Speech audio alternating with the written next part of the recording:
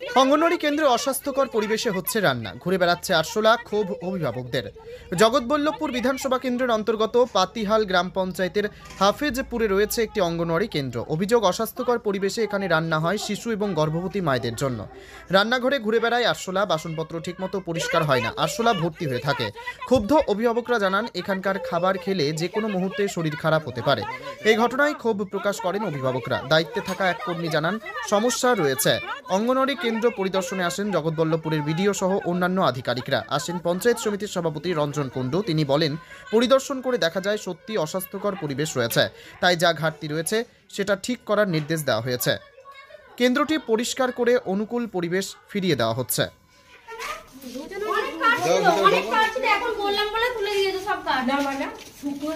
বাচ্চারা প্রায় 30টা বাচ্চা, এখানে ধোঁয়া পুরো চোখ জ্বালাচ্ছে। বাচ্চারা মামা ছিল নয়, মানে 15টা বাচ্চা, ঠিক আছে? 15টা বাচ্চা, 15টা বাচ্চা, আমার 10 জন 12 জন আসে আর আসে না।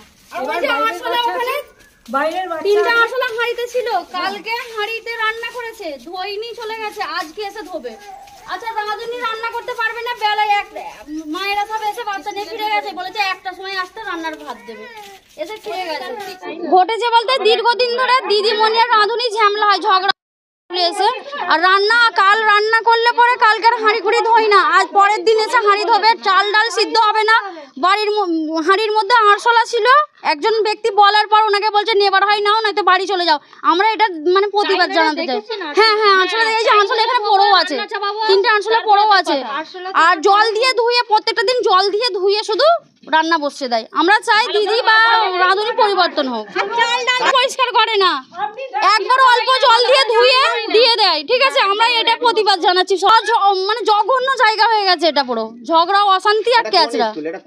এটা হাফিজপুর মাঝেরপাড়া অঙ্গনওয়াড়ি স্কুল। আচ্ছা, বাচ্চাদের অঙ্গনওয়াড়ি স্কুল তো সকালে খোলার কথা, এখানে এটা মাঝে মাঝে এরকম হয়, মাঝে মাঝে 11টায়, মাঝে মাঝে 10টায়, মাঝে মাঝে 12টায়, যখন কোনো টাইম নেই, কোনো টাইম নেই। আর আরেকটা জিনিস, অঙ্গনওয়াড়িতে খাবার কখন দেয়? খাবার হয়তো কোনো সময় 12টা, কোনো সময় 1টা, কোনো সময় 1:30টা। প্রথমে গিয়ে বাড়িতে বললো মিটিং হবে, আসুন বলে আজকে মিটিংয়ে আসলুম, এসে দেখলুম 11:30 বাজে, মানে রান্নি আসেনে। এবারে ওকে বলছে রান্নার ব্যাপারটা, বলছে কে যে হোক রান্না করে দেবে। তখন আমি বলছি যে রান্না করে দেবে, হাঁড়ি ধোয়া নেই, আর নেই। ও বলছে আমাদের পুজো আছে, ঠিক আছে। আপনাদের রান্না করতে বলছিল? হ্যাঁ, ও আসেনি বলে বলছে আপনি রান্না করে দিন, কি আরও অন্যজনকে বলছে। এবার সবাই হাঁড়ি ধোবার ভয়ে সব চলে যাচ্ছে, বলছে হাঁড়ি ধোয়া নেই, রান্নাটা বসাবো কী করে।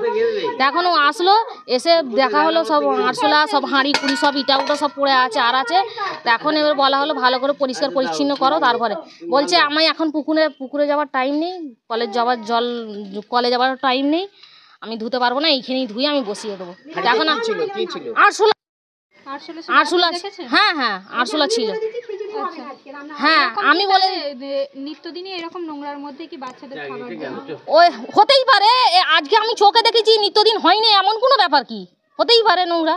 কি চাইছেন আপনারা, কি চাইছেন? আমরা চাইছি যেন ভালোভাবে করে রান্না বান্না। খাবার কটাই পায়? অ্যাম্বিশন স্পোকেন ইংলিশ, এবার বাংলা মাধ্যমের শিক্ষার্থীরাও পারবে অনর্গল ইংরেজিতে কথা বলতে। চাকরির ইন্টারভিউ হোক অথবা ব্যবসায়িক ক্ষেত্র, ইংরেজি না জানার ফলে পিছিয়ে পড়ছেন? চিন্তা করবেন না, আপনাদের জন্য সুবর্ণ সুযোগ নিয়ে এসেছে হাওড়ার অন্যতম শ্রেষ্ঠ ইংরেজি একাডেমি অ্যাম্বিশন স্পোকেন ইংলিশ।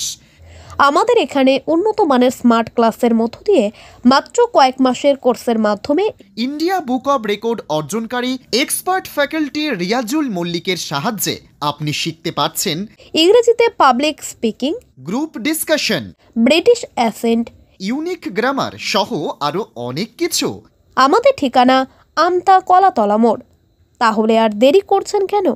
আজই কল করুন 9748910191 এই